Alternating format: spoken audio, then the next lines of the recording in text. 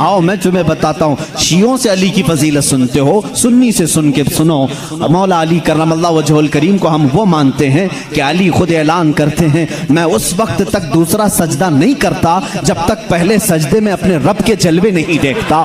हम उस अली को तस्लीम करते हैं जो कहता है कि कुरान की पूरी तफसीर तो दूर की बात है, सूरह फातिहा की अगर मैं तफसीर लिखने बैठ जाऊं तो 70 ऊंटों को बोझल करना पड़ जाएगा। हम उस हैदर कर्रार को तस्लीम करते हैं जो जिब्राइल अमीन आकर उनके बारगाह में सवाल करते हैं, ए अली तुम कहते हो हर चीज का जवाब देते हो, हर चीज तुम्हें मालूम है, बताओ इस वक्त जिब्राइल कहाँ है? कौन पूछ रहा है? जिब्राइल पूछ रहे हैं। मौला अली ऊपर देखते हैं, दाएं बाएं नीचे देखा और मुस्कुरा कर कहा, मैंने देख लिया सब जगह जिब्राइल कहीं नहीं दिखते, और अगर वो कहीं नहीं है तो शायद सवाल करने वाला ही जिब्राइल है।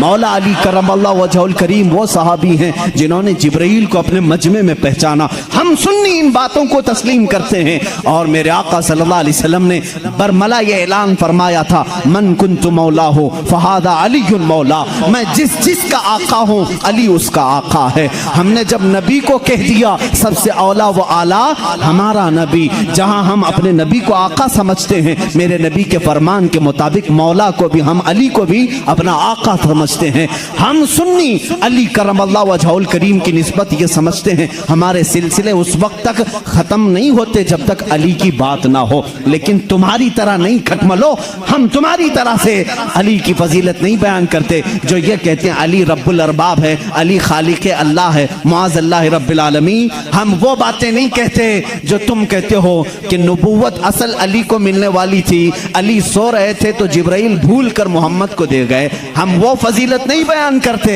हम तो कहते हैं मौला अली करमल्लाहु वजहुल करीम को कि इन्हें जो कुछ भी फजीलत मिली है वो रसूलुल्लाह के शरफ से मिली है, मेरे आका की निस्बत से भी मिली है।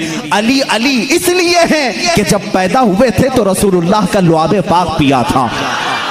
अली इसलिए अली हैं, अली की अपनी फजीलत उनकी साथी नहीं है, ये मेरे आका की अता की हुई है। रसूल करीम सल्लल्लाहु ताला अलैहि वसल्लम के लिए हैदर कर्रार उस वक्त खड़े हुए थे जब सारे मक्का वालों ने इनकार किया था, जब पूरे मजमे में हुजूर अकरम सल्लल्लाहु अलैहि वसल्लम ऐलान फरमा रहे थे, है कोई मेरे दीन की तकवीयत के लिए खड़ा होगा।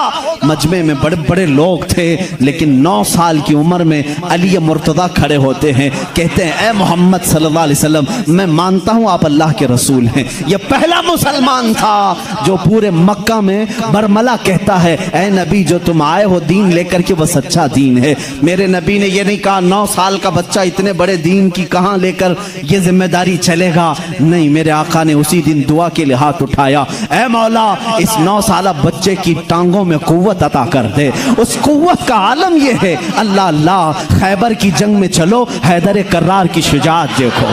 खैबर की जंग हो रही है, यहूदियों का ऐसा किला जिस पर उन्हें नाज था कि पूरी दुनिया की सुपर पावर मिलकर के भी उनके किले को तोड़ नहीं सकती, मगर मेरे नबी तशरीफ ले गए हैं। किले का मुहासरा हो चुका था, जंग नहीं हो पा रही थी, यहूदी ऊपर से तीर फेंकते थे, सहाबा पीछे हट जाते थे। एक रात मेरे आका सल्लल्लाहु अलैहि वसल्लम सहाबा की इस पसपाई को देख करके ऐलान करते हैं, ए सहाबा आज सो जाओ, आज सो जाओ, कल सुबह होने दो, मैं ये झंडा उसके हाथ में दूंगा जिसको अल्लाह भी पसंद करता है, उसका नबी भी पसंद करता है। सहाबा कहते हैं हुजूर का इतना फरमाना था, नींद किसको आए, नींद किसको आए। मेरे आका के इस फरमान पर सारे सहाबा जागते रहे, पता नहीं सुबह झंडा किसके हाथ में होगा। मजमे में सुबह फजर के बाद सारे जमा थे, हुजूर सल्लल्लाहु अलैहि वसल्लम झंडा लेकर खड़े हैं कि आज का अलम, आज के खैबर का अलम उसके हाथ में दिया जाएगा जो अल्लाह और उसके रसूल को महबूब है। हुजूर ने सब जगह नजरें दौड़ाई, उसके बाद सहाबा कहते हैं मेरा नाम होगा, मेरा नाम होगा। अचानक मेरे आका की जुबान से निकला, अली इब्ने अबी तालिब कहाँ है? उस वक्त वह मजमे में भी नहीं थे, मजमे में भी नहीं थे। कहा या रसूल अल्लाह सल्लल्लाहु अलैहि वसल्लम, कल रात बीमार हो गए, बुखार आया है, आंखें लाल हो गई हैं, आशूबे चश्म, आंखें बहने की बीमारी आती है, आशूबे चश्म आ गया है, आंखें लाल हो गई हैं, आंखें बहुत ज्यादा दुख रही हैं, इसलिए सोए हैं। कहा जाओ उठा लाओ, जाओ उठा लाओ। उठ करके आए, उसी हालत में आए, बुखार ज़्यादा बदन है, आंखें तप रही हैं और आंखों से पानी रवा है। मेरे आका सल्लल्लाहु अलैहि वसल्लम ने वो अलम हैदर कर्रार के हाथ में दिया, कहा अली जाओ, आज की फतह अल्लाह ने तुम्हारे नाम लिखी है। किसी सहाबी ने ये नहीं कहा इतनी बड़ी जंग का अलम बीमार के हाथ में दिया, आशूब चश्म के हाथ में दिया, नहीं। सहाबा का ये यकीन था जिसके हाथ में मेरे आका परचम पकड़ाएं पूरी दुनिया उलट पलट हो जाएगी, फतह उसके कदमों में ही होगी। देखा भी सहाबा ने। हजरत अली करमल्लाहु वजहुल करीम उस दिन बीमार थे। अल्लाह अल्लाह, बीमार का हाल जब ये है तो फिर सेहत का हाल क्या होगा। हैदर कर्रार ललकारते हुए खैबर के यहूदियों को पुकार रहे हैं, आ जाओ, जिसकी माँ ने जन्म दिया है वो मेरे सामने आए। उस वक्त एक मरहब नामी बड़ा यहूदी था जिसको नाज था कि वो 1000 से अकेला लड़ सकता है, अकेला लड़ सकता है। वो गरजते हुए आया, है कोई आज मुसलमानों में जो मेरे मुकाबले में आए। हज़रत अली करमल्लाहु वजहुल करीम ने एक ही जवाब दिया, पूरा शेर मुझे याद नहीं, कहा अनल्लज़ी सम्मा का हैदरा, ए आदमी तू मेरे सामने आया है, आजा, मेरी माँ ने मेरा नाम हैदर रखा है।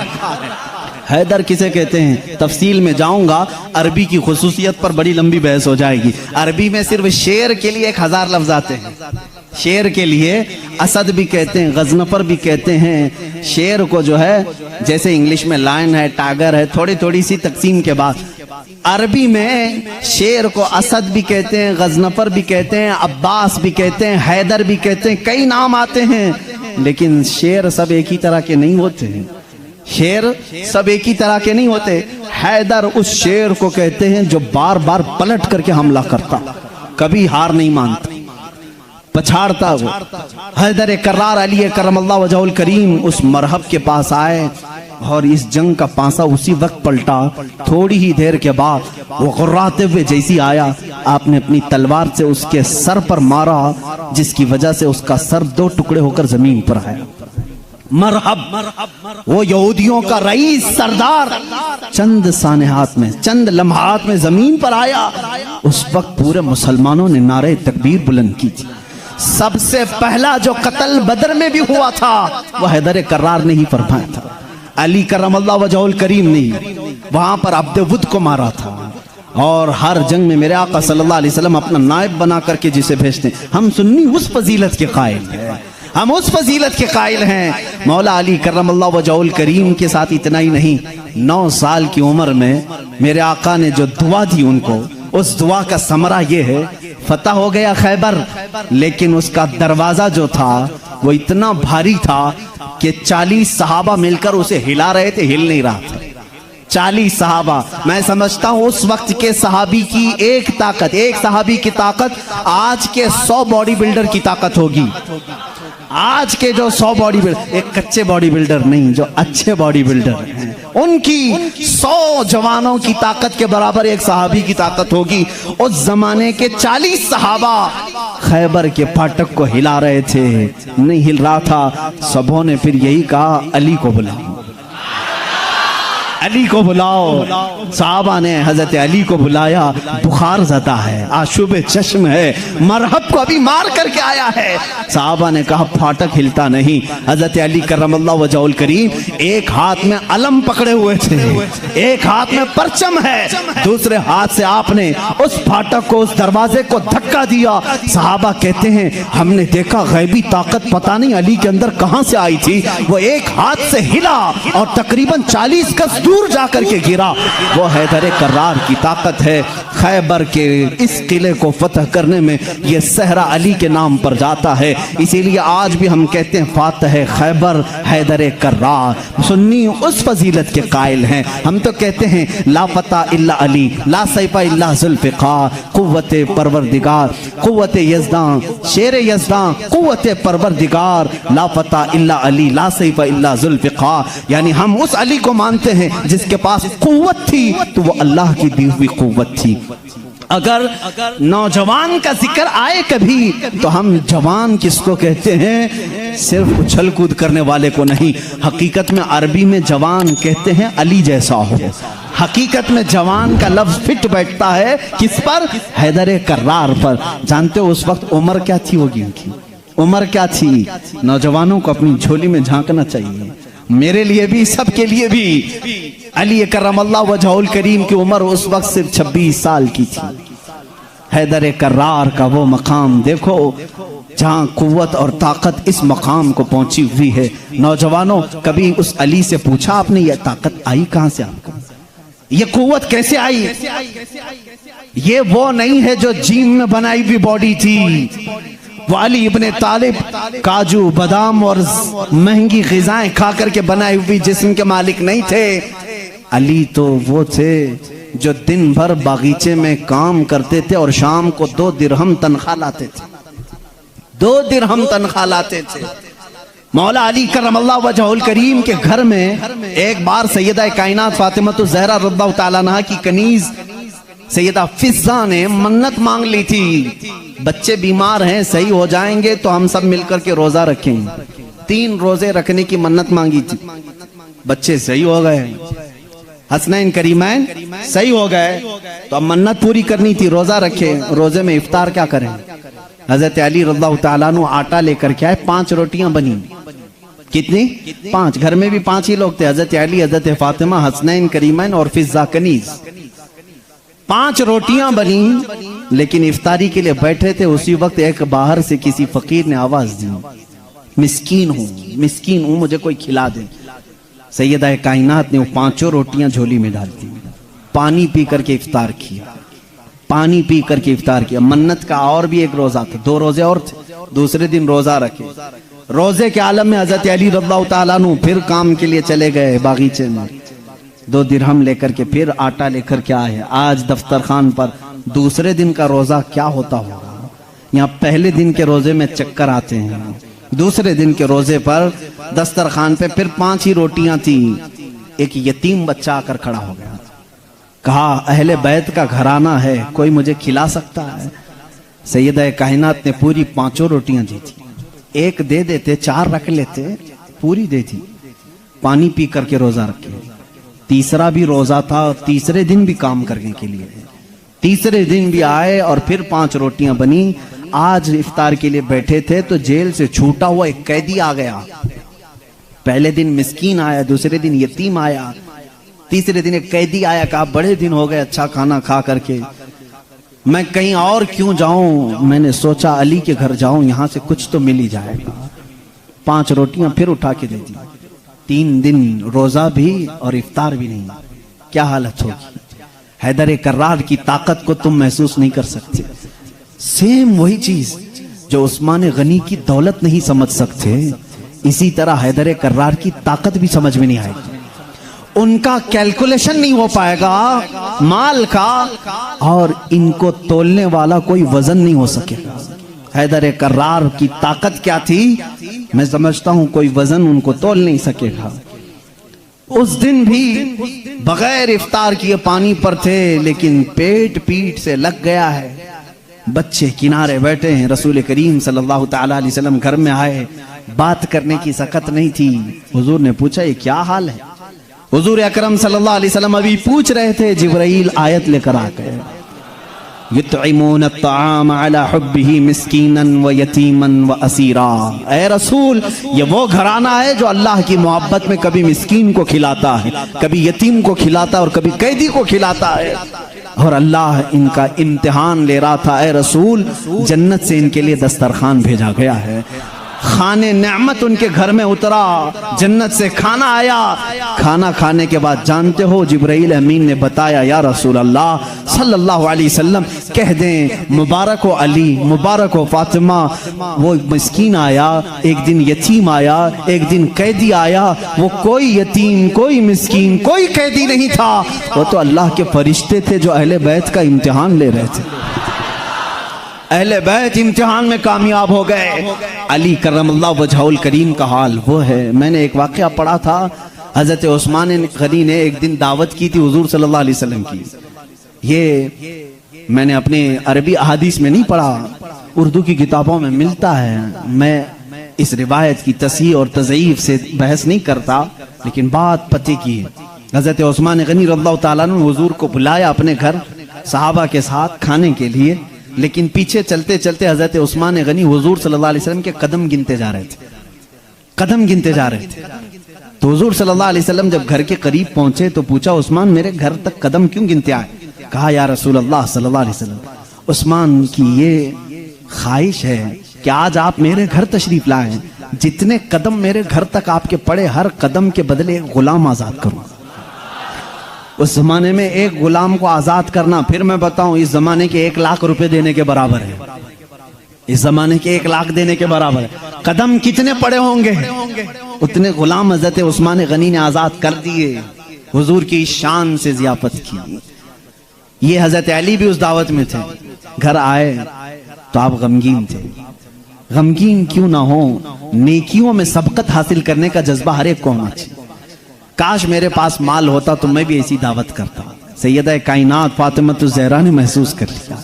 पूछा, क्यों गमगीन है? कहा, उस्मान ने ऐसी दावत की, हुजूर के हर कदम के बदले गुलाम आजाद किए। हजरत फातिमा ने कहा, जाएं आप भी दावत दें। हुजूर सल्लल्लाहु अलैहि वसल्लम को आप भी बुलाएं, आप भी कदम गिन करके आए। कहा, फातिमा हमारे पास माल कहाँ है, हम इतना माल कहां से खैरात करेंगे, कहां खर्चा करेंगे।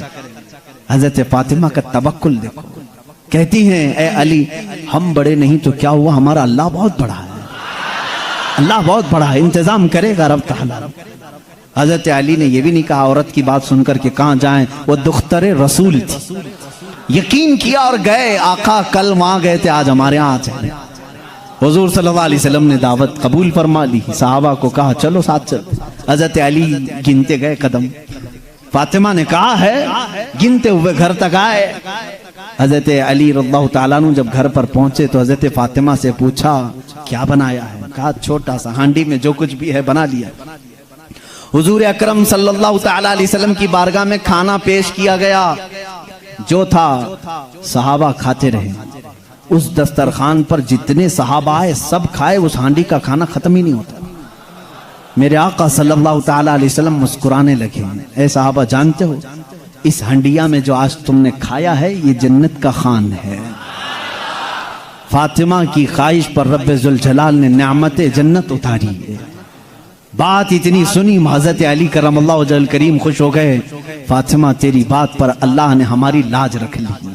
दावत शानदार हुई, लेकिन कदम मैंने गिने इतने इतने हो गए हैं, गुलाम कहाँ आजाद करें। हज़रत फातिमा ने मुसल्ला बिछाया और सजदे में चली गई। ए मौला, तूने मेरी लाज रख ली, मैंने तेरे रसूल की जियाफत की। मेरे शोहरे नामदार अली का दिल रख ले। इनकी ख्वाहिश थी कि हर कदम रसूल पर एक गुलाम आजाद करें। हैसियत नहीं है मेरे मौला। वो दुआ करती रही। थोड़ी देर के बाद हुजूर सल्लल्लाहु अलैहि वसल्लम ने बाहर से तलब किया, अली कहाँ हैं, फातिमा कहाँ हैं? अंदर से आए सहाबा थे। हुजूर सल्लल्लाहु अलैहि वसल्लम मुस्कुराने लगे। कहा, जिब्राइल आए थे, अभी मुझे ये सलाम सुना करके कहा है, रब ताला फरमाता है बशारत दे दो जाकर रसूल को। फातिमा ने दुआ किया, अली ने रसूल के कदम गिने। अल्लाह ने हुजूर के हर कदम के बदले एक एक जहन्नमी को आजाद कर दिया है। उस्मान गनी ने दुनिया के गुलाम आजाद किए थे, मौला ने अली का दिल रखने के लिए जहन्नमियों को आजाद किया है। हम उस अली की फजीलत को मानते हैं जिसका दिल रखने के लिए मौला जहन्नम से गुलामों को आजाद कर दे। हैदर कर्रार का घर मामूली घर नहीं है। जिस घर में हजरत अली रहते थे, जानते हैं हुजूर सल्लल्लाहु अलैहि वसल्लम पर वही कहाँ कहाँ उतरती थी। जंग में हैं जिब्राइल आ जाते थे, पहाड़ पर हैं जिब्राइल आ जाते थे, मस्जिद नबवी में हैं जिब्राइल आ जाते थे, वही लेकर आते थे, आयतें लेकर के आते थे। उनके लिए वक्त, कभी रात में आए, बिस्तर आयशा पर हैं, आ गए जिब्राइल अमीन आयतें लेकर के। हुजूर मस्जिद नबवी पे मुसल्ले पे हैं, आयतें आ गई। नमाज की हालत में हैं, आयतें आ गई। जिब्राइल अमीन का काम ही था आयतें लेकर के आना। जिब्राइल अमीन का काम ही था आयतें लेकर के आना। 23 साल तक पता नहीं कितनी मर्तबा जिब्राइल आए।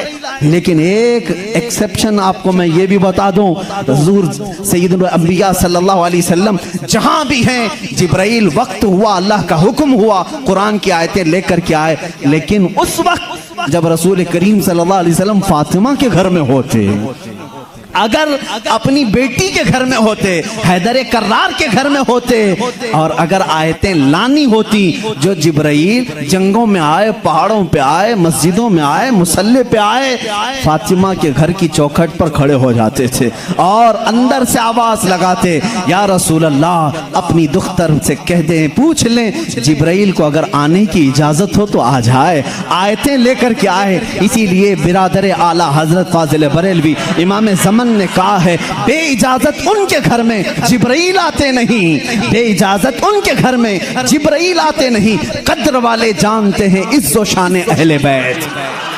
हम तो जानते हैं अहले बैत किसे कहते हैं, हम तो दामाने अहले बैत के लिए तो दुआ करते हैं। शेख सादी ने हमें ये दुआ सिखाई है, खुदाया बहक़ बनी फातिमा के बरकौल ईमा कुनम खातिमा, अगर दावतम रद कुनी वर कबूल, मनो दस्त दामाने आले रसूल।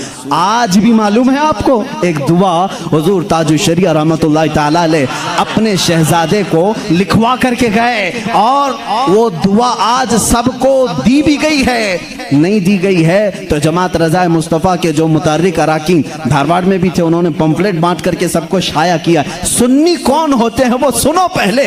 हमें तुम ताना देते हो कि अहले बैत से मोहब्बत नहीं करते, आओ हमारे घर की चौखट पर आज भी लिखा हुआ है, ली खमसतुन उतफी बिहा हर्रल वबाइल हातिमा, ली खमसतुन उतफी बिहा हर्रल वबाइल हातिमा, अल मुस्तफ़ा वल मुर्तदा वबनाहुमा वल फातिमा। यह अरबी का शेर है जिसका तर्जुमा मैं बताता हूं। कोरोना वायरस फैला है, कोरोना वायरस फैला है, लोग परेशान हैं, लेकिन बरेली की सरजमीन से जो वजीफा दिया जा रहा है, ये वजीफा के चौखटों पर लगा लो ऐ सुन्नी मुसलमानों, ली खमसतुन उतफी बिहा हर्रल वबाइल हातिमा, मेरे पास 5 ताकतें हैं।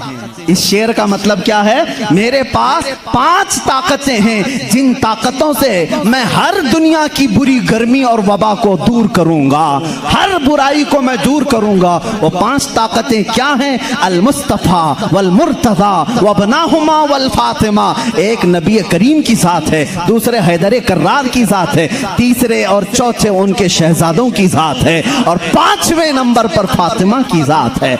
हम हैं जो पंजतन पाक को मानते भी हैं, हाँ ये जो चाहते हैं वैसी मोहब्बत हम नहीं कर पाएंगे।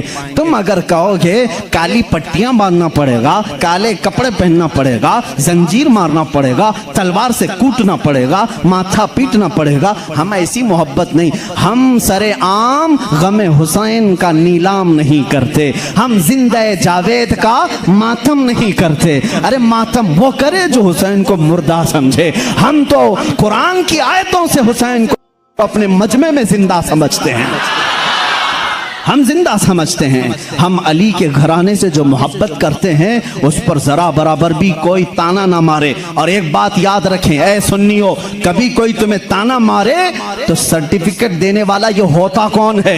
हमें अहले बैत की मोहब्बत की सर्टिफिकेट इनसे क्या चाहिए जिनके खदो खाल सही नहीं, जिनके अमाल सही नहीं। अरे ये वो लोग आज हमसे पूछ रहे हैं हुसैन की मोहब्बत में तुम जुलूस क्यों नहीं निकालते, मुहर्रम के पंजे क्यों नहीं उठाते। तुम हमसे मोहब्बत पूछोगे, तुम अपनी आखिरत की फिक्र करो, तुम्हें पेशाब करने का सलीका नहीं मालूम, तुम अहले बैत की मोहब्बत की सनद हमसे पूछ रहे हो। हम अहले बैत की मोहब्बत करते हैं लेकिन तमाशा नहीं करते, हम सिर्फ मोहब्बत इसलिए करते हैं कि कयामत के दिन हमको सर्टिफिकेट तुमसे नहीं शहीद करबला से चाहिए, हुसैन से चाहिए, अली के घराने से चाहिए। चलो देखेंगे कयामत के दिन हुसैन आजम के साथ वो खड़े होंगे कि हम खड़े होंगे। हमारा यकीन है हमने मिशन हुसैन को ख़त्म नहीं किया है, हैदर कर्रार की ज़िंदगी को ख़त्म नहीं किया है, उस निस्बत को लेकर के आज तक चल रहे हैं। कादरी सिलसिले में बैत होने वाले जाओ अपना शजरा पढ़ करके देख लो,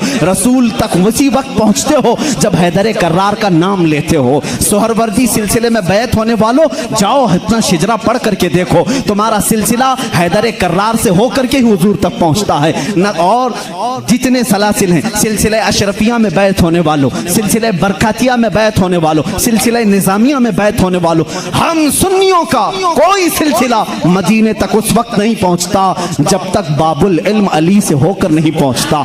इसलिए कि मेरे आका ने फरमाया भी है, अना मदीनतुल इल्मी व अलीयुन बाबुहा, मैं इल्म का शहर हूँ और अली उसका, सब सुन्नियों को मालूम है, बताने की जरूरत भी नहीं, अली उसका। भला दरवाजा छोड़कर कोई रसूल के शहर में दाखिल कैसे होगा? दाखिल कैसे होगा? दरवाजा छोड़ के कहां से आएगा? ऊपर से आएगा, नीचे से आएगा, दरवाजे से जाएगा। हम अली को दरवाज़े शहर रसूल कहते हैं। ए लोगों, तुम ताना क्या दोगे हमको? अली करम अल्लाह वजहुल करीम की हम उस फजीलत के कायल हैं जिसमें आप कहते हैं कि जो भी हुजूर के पास आएगा उसे 2 बार मेरे पास आना पड़ेगा। हज़रत अली ने दावा किया था नबी की जिंदगी में ही, जो नबी के पास 1 बार आए वो मेरे पास 2 बार आएगा। नबी के पास 1 बार आए, मेरे पास 2 बार आए। कुछ लोग जाकर शिकायत किए, अली तो ऐसा कह रहे हैं, इससे लग रहा है नबी से बढ़कर की फजीलत हो गई। हुजूर ने बुलाया, अली तुमने ऐसा कहा या रसूल अल्लाह, बेअदबी के लिए नहीं, बड़ा बनने के लिए नहीं, आपके फरमान ही के मुताबिक। आपने फरमाया मैं मदीना हूँ इल्म का, मैं शहर हूं और अली उसका दरवाजा।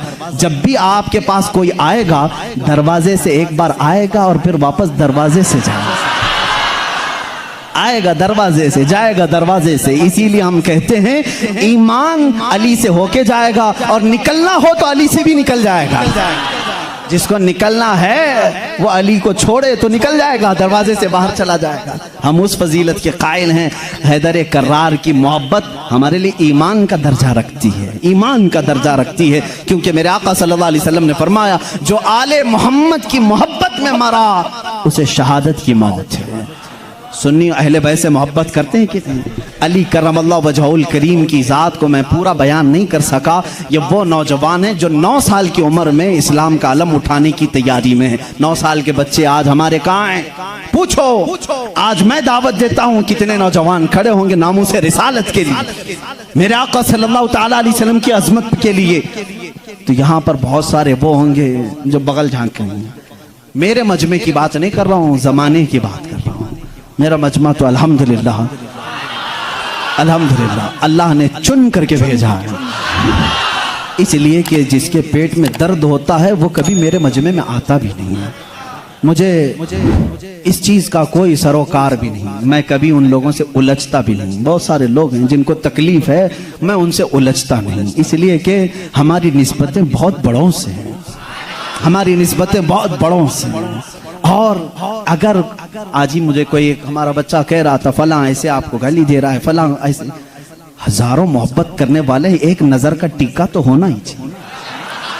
कोई तकलीफ की बात नहीं, पूरे सारे मोहब्बत करें, ऐसा तो अल्लाह ने अपने नबी के साथ नहीं किया, अपने नबी के साथ नहीं किया। एक बार हजरत यहया नबी हैं, दुआ किया उन्होंने, ऐ अल्लाह सब नबियों को तूने कुछ न कुछ अता किया, मेरे लिए अता कर कि कोई भी मुझे बुरा कहने वाला ना हो।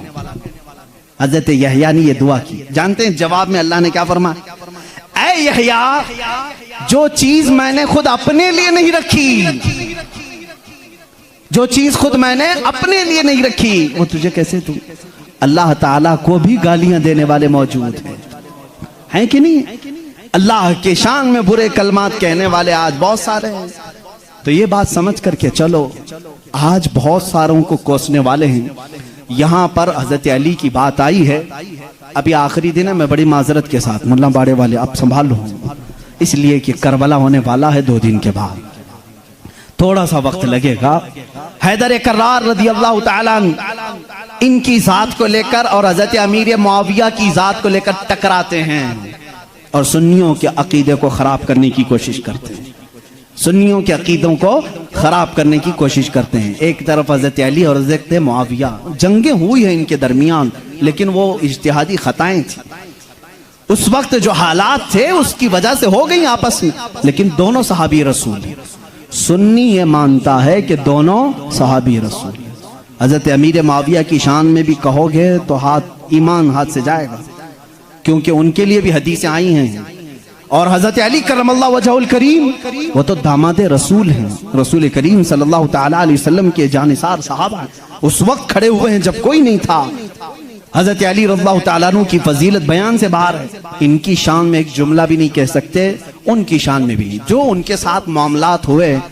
मुझे हैरत होती है, गली नुक्कड़ में घूमने वाला नौजवान व्हाट्सएप में फेसबुक में मुनाजरे कर रहा है, मुआविया बागी थे, अली हक पर थे, जालिम फैसला वो करेगा जो उन दोनों से बड़ा होगा।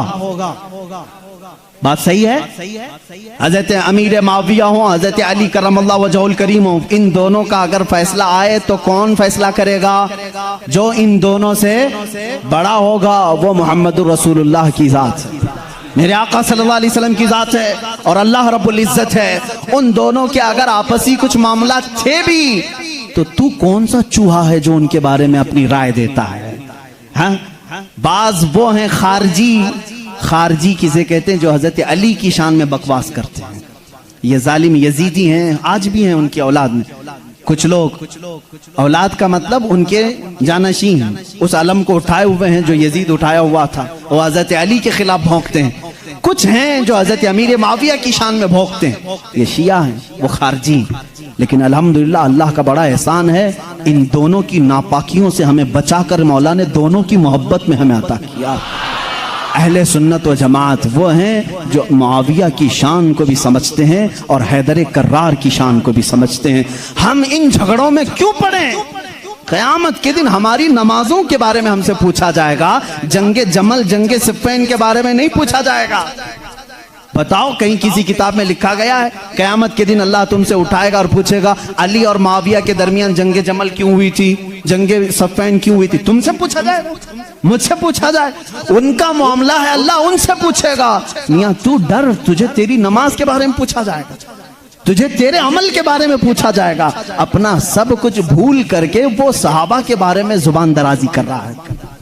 इसलिए बचो, ये राफिजियों के फैलाए हुए जरासीम से अपने माशरे को बचाओ।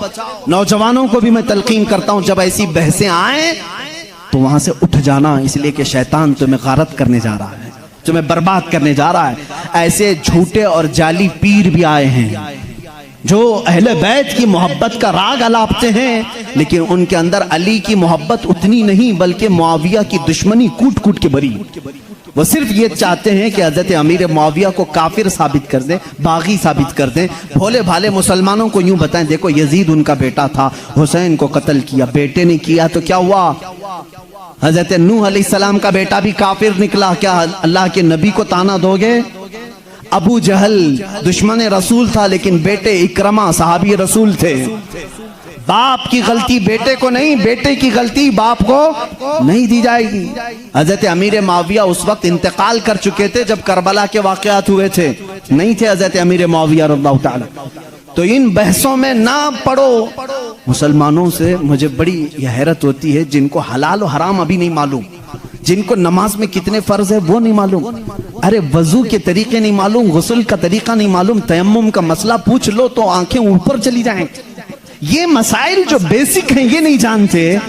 मुआविया की शान में बकवास, अली की शान में बकवास, और जंगे जमल क्यों हुई थी, जंगे सिफ़्फ़ीन क्यों हुई थी, ये बहस छेड़ के बैठे। आज इन तमाम बहसों से अपने आप को दूर कर लो। कुछ लोग वो हैं जो अभी सैयदना अबू बकर सिद्दीक और सैयदा फातिमा तो ज़हरा के दरमियान जो मामलात हुए उसको लेकर के पड़े हुए हैं। यहां पर भी मैं यही कहूंगा, ऐ सुन्नी मुसलमानों, इन इख्तिलाफी बहसों से अपने आप को दूर कर लो। सैयदना अबू बकर सिद्दीक, ये मसला मैं अब छेड़ूंगा नहीं अपने इस मजमे में। हजरत फातिमा तो ज़हरा रज़ियल्लाहु ताला अन्हा के दरमियान क्या हुआ था, क्यों शक में डालते हो 1400 साल बाद आने वालों? हजरत फातिमा रसूल करीम सल्लल्लाहु अलैहि वसल्लम का बगीचा लेने गई थी जब हजरत अबू बकर खलीफा थे, जो बागे फदक था। हजरत अबू बकर सिद्दीक ने यह कहा, मैंने हुजूर से ये हदीस सुनी है कि नबी की विरासत नहीं बढ़ती, किसी भी नबी की विरासत नहीं बढ़ती, जो नबी छोड़ जाते हैं वो पूरी उम्मत के लिए सदका है। उन्होंने अब जो हदीस सुनी वो बयान कर, हजरत फातिमा रज़ियल्लाहु ताला अन्हा वापस आ गई। एक बागीचे को लेकर के दोनों के दरमियान बात। शिया आप जब बयान करते हैं सुनना मत, मैं इजाजत नहीं दूंगा उनकी तकारीर सुनने की, क्योंकि भोले मुसलमान कभी भी बहक जाते, लेकिन जो मैं सुना हूं रो रो करके बयान करते हैं लोगों के दरमियान। फातिमा ज़हरा सिद्दीक़ अकबर के पास गई, उनके चेहरे पर तमाचे मारे, उनकी चादर खींच ली, सारे कुरैश की औरतों ने पत्थर मारे, वो रोती हुई घर में आई और इसी गम में इंतकाल कर गई। उनको शहीदा कहते हैं कि उनको कत्ल किया गया। ये झूठे किस्से गढ़ करके मुसलमानों को तबाह करना चाहते हैं। ए नादानो, तुम्हें क्या मालूम सिद्दीक़ अकबर रसूल करीम सल्लल्लाहु अलैहि वसल्लम के घर वालों से कितनी मोहब्बत करते थे, कितना अदब करते थे। जिंदगी भर अपनी खिलाफत पे जब तक थे, वो बाग की जो भी इनकम होती थी वो सब अहले बैत पे खर्चा करते थे, अहले बैत पे खर्चा करते थे। लेकिन जो उसूल था रसूल करीम की हदीस का, वो उन्होंने सुनाया। अब यहाँ एक अकीदा भी सुना दूं मैं आपको। अकीदा भी सिद्दीक़ अकबर हुजूर सल्लल्लाहु अलैहि वसल्लम का वो बगीचा दे देते हैं। हुजूर की वफात के बाद हुजूर के बेटे बेटियों में वारिसों में कौन था? सिर्फ हजरत फातिमा थी। तो उन्होंने आयत कुरान की पढ़ी कि बाप की विरासत बेटी को मिलती है, तो वो पूछने के लिए गई थी। लेकिन जब हजरत अबू बकर ने बता दिया नबी की विरासत नहीं बढ़ती, आम लोगों की विरासत बढ़ती है, नबी की विरासत नहीं बढ़ती, हजरत फातिमा वापस आ गई। मामला इतना ही है, हम सुन्नी इतना ही कहते हैं, ये भोगते हैं। सिद्दीक़ अकबर की शान में गलीज़ अल्फाज कहते हैं। मैं तुम्हें बताऊं, हजरत अबू बकर ने एक इसके साथ अकीदा भी दिया, मैं मर जाऊं, मैं अगर मर जाऊं, अगर 1000 रुपए छोड़ा हूं, मेरे बच्चे हैं तो उसमें डिवाइड हो जाए, बेटे को इतना, बेटियों को इतना। आप में से कोई फौत हो जाए, आपकी औलाद को बांटा जाएगा कि नहीं बांटा?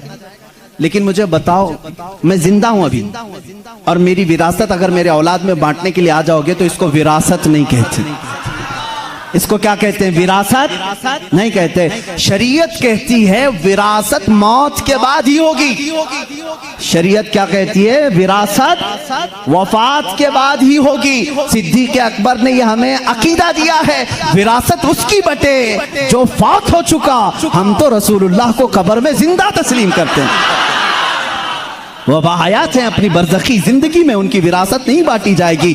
और यही से शरीयत हमें यह भी अकीदा देती है, हम कोई भी हो, हमारे इंतकाल के बाद हमारी बीवियों को इख्तियार है इद्दत गुजारने के बाद दूसरे से निकाह कर सकती है। वो बेवा को इजाजत है, मैं मर जाऊं, आप में से कोई फौत हो जाए, बीवियों को इख्तियार है इद्दत गुजारने के बाद दूसरे से निकाह कर सकती हैं। लेकिन शरीयत का कानून है, रसूलुल्लाह की जितनी बीवियां हैं पूरी उम्र भर कभी कोई दूसरा उनसे निकाह नहीं कर सकता। इसलिए कि उसूल है, जिंदा शौहर की मौजूदगी में कोई दूसरा निकाह नहीं कर सकता। रसूल पाक अपनी कब्र में जिंदा हैं। इन अज़वाज मुतहरात के निकाह का ताल्लुक कब्र अथर में भी बाकी है।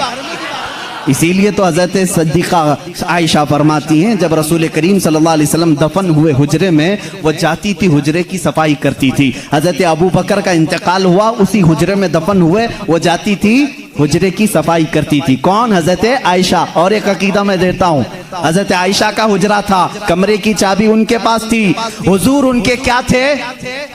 सबको मालूम है ना, हजरत आयशा के क्या थे? शौहर थे। और हजरत अबू बकर हजरत आयशा के क्या थे? बाप थे। अब तीसरे नंबर पर हजरत उमर आए, कब्र में दफन किए। उसके बाद हजरत आयशा ने वो चाबी दूसरों के हवाले कर दी। फिर अंदर हुजरे में नहीं जाती थी, खुद नहीं जाती थी कचरा झाड़ना सफाई करने के लिए। पूछा गया क्यों नहीं जाती आप? इतने सालों तक जाती थी। कहती हैं मेरे शौहर रसूल करीम सल्लल्लाहु अलैहि वसल्लम थे, मेरे बाप अबू बकर सिद्दीक थे, दोनों मेरे लिए महरम थे, मैं उनके सामने जा सकती थी। जब से हजरत उमर दफन है, एक गैर महरम के सामने जाना हमारे लिए इजाजत नहीं। कोई उनसे पूछे, उमर तो कब्र में है, आयशा जवाब देंगी कब्र में हुआ तो क्या हुआ, उनकी जिंदगी भी जिंदों की तरह है। उन्होंने यह अकीदा दिया है, आयशा सिद्दीका उमर को जब जिंदा समझ करके हुजरे में नहीं जाती है तो रसूलुल्लाह की जिंदगी का हाल क्या होगा। तो जिंदा है वल्लाह, तो जिंदा है वल्लाह, मेरी चश्मे आलम से छुप जाने वाले हजरत उस्मान और हजरत अली की बात आज थी, मैं कंप्लीट कर दूं। मौला उस्मान, मौला हैदर कर्रार की दोनों की शहादत हुई है। हजरत उस्मान गनी की शहादत कुरान की तिलावत के वक्त हुई और हैदर कर्रार की शहादत रमजान के महीने में फजर की नमाज को चाहते हुए मस्जिद में शहादत हुई। एक का मेहराब है, दूसरे का कुरान है। कल क़यामत के दिन दोनों शहीदों के लिए कौन कौन खड़े होंगे? एक के लिए कुरान गवाही देगा, दूसरे के लिए मेहराब मस्जिद खड़ी होगी। अल्लाह अल्लाह, इनकी ये शान है। हैदर कर्रार की जिंदगी कहाँ से शुरू हुई, कहाँ खत्म हुई, देखा आपने? रिवायात ये बताती हैं हजरत अली की विलादत खाने काबा के अंदर हुई। इन रिवायात में अगरचे इख्तिलाफ है, लेकिन हजरत अली करमल्लाहु वजहुल करीम की विलादत अल्लाह के घर में हुई। और आप जब पैदा हुए, उनकी माँ फातिमा बिनते असद कहती हैं हजरत अली दूध नहीं पी रहे थे, पैदा होने के बाद दूध नहीं पी रहे थे, आंख भी नहीं खोल रहे थे। लोगों को ऐसा लगा माजूर बच्चा तो नहीं आ गया, बीमार बच्चा तो नहीं आया। पीता भी नहीं, आंख भी नहीं खोलता। ये बात हुजूर सल्लल्लाहु अलैहि वसल्लम को पहुंचाई गई। अभी ऐलान नबुव्वत नहीं फरमाया था मेरे आका ने। हुजूर अकरम सल्लल्लाहु अलैहि वसल्लम आए, उनकी माँ की गोद से खुद ले लिया। हुजूर सल्लल्लाहु अलैहि वसल्लम ने अपने गोद में लिया। अल्लाह के नबी सल्लल्लाहु अलैहि वसल्लम ने अपना मुंह से दहने मुबारक से लुआब निकालकर हजरत अली के मुंह में रखा। उंगली को उन्होंने चूसना शुरू कर दी। जो माँ के सीने से दूध नहीं पी रहे थे वो अंगुश्ते रसूल पीने लग गए। उस दिन हुजूर ने क्या पिलाया होगा वो तो हैदर कर्रार ही जाना। इसीलिए तो बाबुल इल्म कहा गया है। इसीलिए तो अली कहते हैं मैं सूरह फातिहा की तफसीर लिखूं तो 70 ऊंट बोझल होंगे। ये बरकत आई थी वो रसूल पाक की उंगली से, और चूसा तो पहली ग़िज़ा पेट में गई है रसूल पाक की उंगली से। और उसी वक्त थोड़ी ही देर के बाद आपने आंखें खोली। सबसे पहली जिंदगी में अगर किसी को आपने देखा तो चेहरे रसूल का, चेहरे रसूल। उसकी फजीलत हम क्या बयान करें। जो काबे में पैदा हुआ, पहली ग़िज़ा हुजूर की उंगुश्ते मुबारक चूसा, और उसके बाद देखा भी जिंदगी में तो पहले चेहरे रसूल देखा। इब्तिदा जिसने जिंदगी की यहाँ से की है उसके मकाम को कौन पहचान सकता है, कौन जान सकता है। इसीलिए मेरे अजीजों, जब जिंदगी का खात्मा होना है, खात्मा होना है, रमजान का महीना है, रोज़ों के दिन हैं, और फज्र के वक्त हज़रत अली करमल्लाहु वजहुल करीम मस्जिद में आ चुके हैं, मस्जिद में आ चुके हैं। जाहिर सी बात है फज्र का वक्त हुआ होगा तो रोज़ा भी होंगे, रोज़ा भी होंगे, नमाज का वक्त होगा। उसी वक्त एक अब्दुर्रहमान इब्न मुलजिम नाम का खारजी कुत्ता आपके पीठ के पीछे से वार किया, और जख्म इतना गहरा हो गया कि हज़रत अली करमल्लाहु वजहुल करीम के सीने के बाहर से वो खंजर बाहर आया। कुछ भी आपको पिलाया जाता तो जख्मों के रास्ते से बाहर निकल जाता था। इतनी खतरनाक किस्म का खंजर उसने मारा और मुसल्ले पर आप गिर पड़े थे। हज़रत अली करमल्लाहु वजहुल करीम की ज़िंदगी यहाँ से शुरू हुई। ए मुसलमानों, सोचो, जिसकी इब्तिदा खाने काबा से हुई और इख्तिताम महराब मस्जिद में हुई, उस अली की नमाजों का हाल क्या होगा। इसीलिए तो ये बात आई कि जिसकी ज़िंदगी काबे से शुरू हुई और महराब मस्जिद में ख़त्म हुई। तवज्जो चाहता हूँ, जिसकी ज़िंदगी काबे से शुरू हुई, महराब मस्जिद में ख़त्म हुई। इसीलिए मौला भी ये नहीं चाहता था कि इस हैदर कर्रार की कभी नमाज कज़ा हो। एक बार रसूल पाक सल्लल्लाहु अलैहि वसल्लम उनके जानों पर सर रखकर सो रहे थे। असर की नमाज आपने नहीं पढ़ी थी, सूरज डूब गया था। जब मेरे आका बेदार हुए, रोने लगे। अली, जिंदगी में पहली है नमाज जो कज़ा हुई, मौला कैसे कज़ा होने दे। मेरे आका सल्लल्लाहु अलैहि वसल्लम को हुक्म हुआ, आप चाहें तो पलटाएं। मेरे आका ने इशारा किया, ऐ सूरज पलट जा, किसी और के लिए नहीं, सिर्फ अली की असर की नमाज के लिए, सिर्फ अली की असर की नमाज के लिए। वो भी असर जो सबसे आला खतर की है। आला हज़रत ने फरमाया है, उन्हें जान वापस लौटा दी सिद्दीक़ अकबर को, और इन्हें नमाज वापस लौटा दी। हुजूर अकरम सल्लल्लाहु अलैहि वसल्लम ने लौटाया। हज़रत अली करमल्लाहु वजहुल करीम ने अपनी नमाज मुकम्मल की। सूरज अपने मामूल के मुताबिक वापस फिर गुरूब हुआ। पूछो इस आज सूरज से आज तक है किसी ने तुझे गुरूब होने के बाद लौटा दिया हो, लौटाया हो? तारीख हमें बता दें, कभी इस सूरज को किसी ने पलटाया हो? नहीं मेरे अजीजों, नमरूद ने इब्राहिम अलैहिस्सलाम के साथ मुनाजरा किया था। इब्राहिम अलैहिस्सलाम ने उस वक्त उसको ये बात कही थी, मैं तो उस खुदा को मानता हूँ जो सूरज को मशरिक से निकालता है, मगरिब में डुबाता है। ऐ नमरूद, तेरे पास सबसे बड़ी ताकत हो तो जरा सूरज को पीछे से लौटा के दिखा, मगरिब से, पश्चिम से, वेस्ट से निकाल करके दिखा। नमरूद नहीं कर सका।